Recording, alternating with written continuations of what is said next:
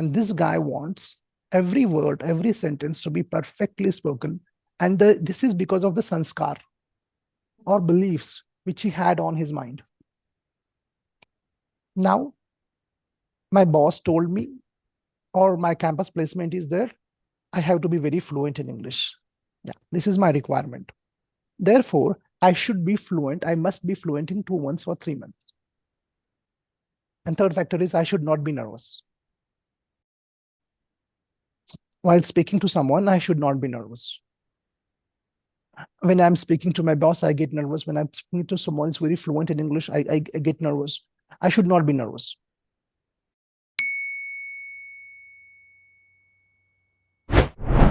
Yeah, hello, sir. Good morning. Good And morning. my name is Megha Dubey. Originally, I'm from Mumbai, but currently I'm living in Singapore. And sir, really, I consider myself very lucky because that I found you on YouTube channel, and then I took a decision to become a part of DNA family. And really, I took a very, very, very nice decision because nowadays I'm getting my courage and confidence from your platform, sir. Thank you so much.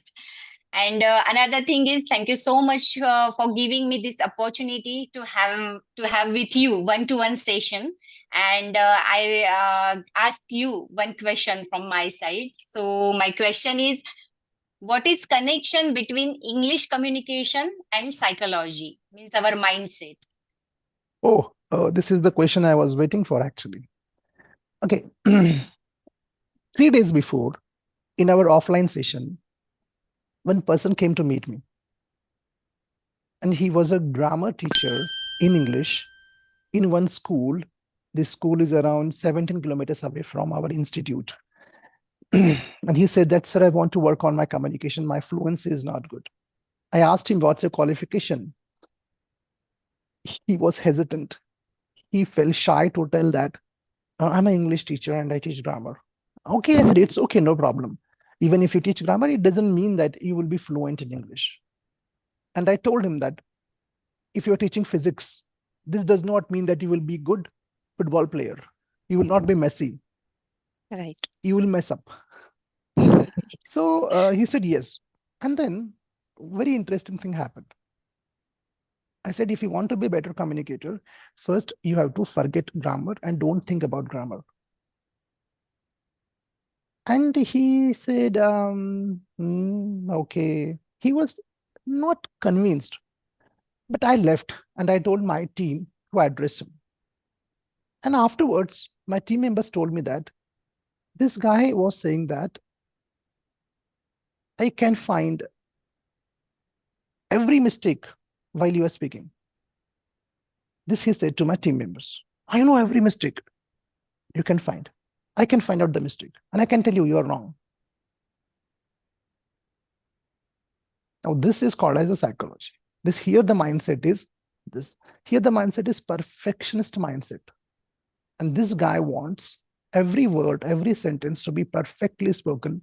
And this is because of the sanskar or beliefs which he had on his mind. This comes from the school grammar teacher who has emphasized on perfection, accuracy, no errors. And if you do that, you are silly, you are stupid. And this is what has been happening. This is the psychology. This is the mindset. You have to give up. You have to give up this.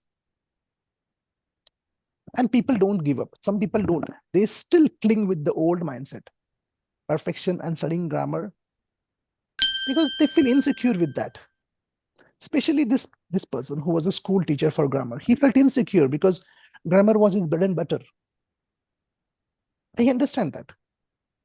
But to develop also to be a better communicator, you have to give up that. He was not ready. In fact, he was finding faults in my team's communication. And I know that my team communicates very nicely. These people want 100% accurate English while speaking. And it doesn't exist anywhere. Even native speakers make mistake. So this is the first psychological factor. Mega. Second psychology, why it is important is the mindset we have is, yes, now My boss told me, or my campus placement is there, I have to be very fluent in English. Yeah, this is my requirement. Therefore, I should be fluent. I must be fluent in 2 months or 3 months. What is the mindset? It's the mindset like a subject. What is the mindset in subject development? When you develop a subject, your mindset is, okay, my exam is after 2 months. So I will study that subject for 6 hours and 7 hours, and I will be good in that subject. The same mindset they bring here in communication. Communication needs months and years to develop. Right. Not only months, years it takes. Why it is? Because it's a cognitive process. When you communicate, it's not like, come on, when you are, for example, when you are coding, you learn coding, for example, C++. What happens? You don't speak that language, you code that language. You're not required to absorb that language and reproduce the language. No. But in communication, you have to understand that language first step. You have to assimilate that language, absorb that language, and then reproduce the language without any reference. Do I have any reference here to speak with you? No. No. I'm just framing my sentences naturally, and I don't know from where they're coming. I don't know how Yes. they're forming. So this process is a long process. It's a continuous process, but people don't want that. They are not ready to accept it. No problem. You don't accept. The law will not change for you. It's a natural law. You can't say that I will fight, I will struggle, I will do very.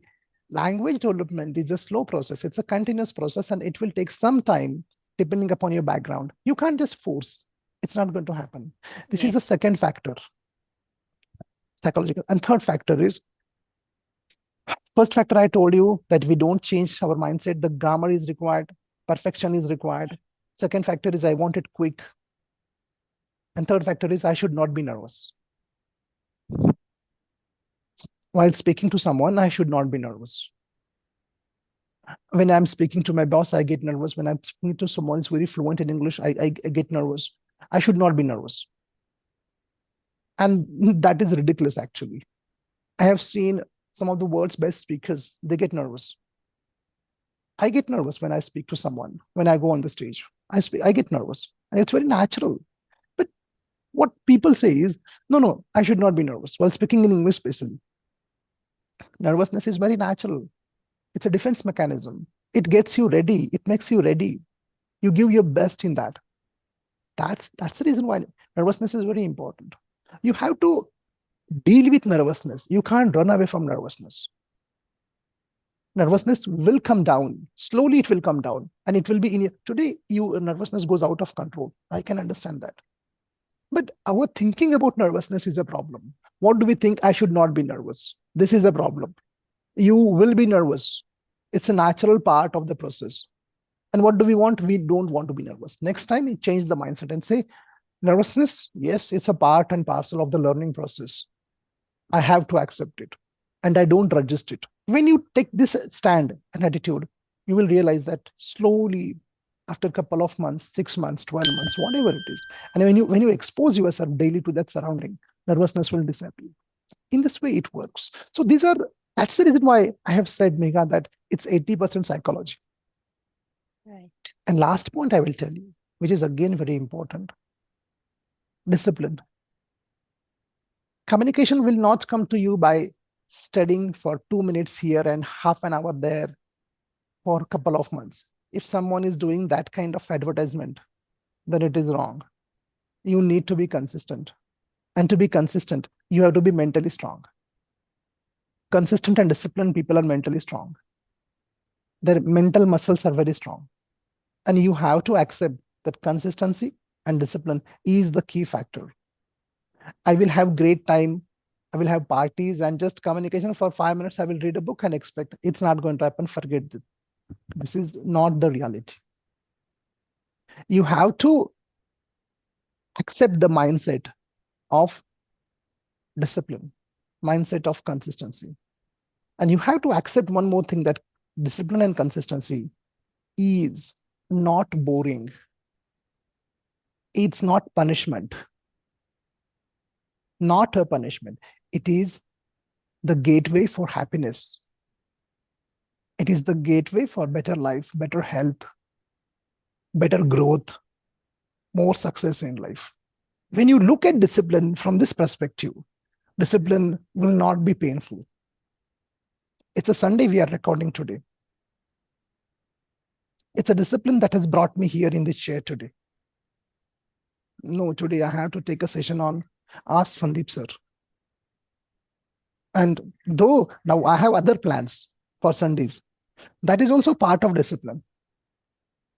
I have other plans, what to eat. That is also part of discipline. Do I like discipline? I love it. Because if you're not disciplined, life will be like hell. And I have seen that some 20 years before when I was not disciplined. Today, I'm so happy with discipline because my life is wonderful. I'm happy, I'm healthy, I'm making influence. But unfortunately, most of the people, they are not disciplined. And that's the problem. This is how English communication and psychology is connected. This is a process-oriented approach we need and not result-oriented approach. What is the process-oriented approach? You forget English and focus on the process, focus on developing the habits, focus on all the rituals, focus on just enjoying that habits. And when you forget English, you will get results. But if you keep on thinking about English every day, when I'm going to be fluent, why I'm not fluent, still I make mistakes, still I forget words, the journey will be painful and you will lose it. Yeah.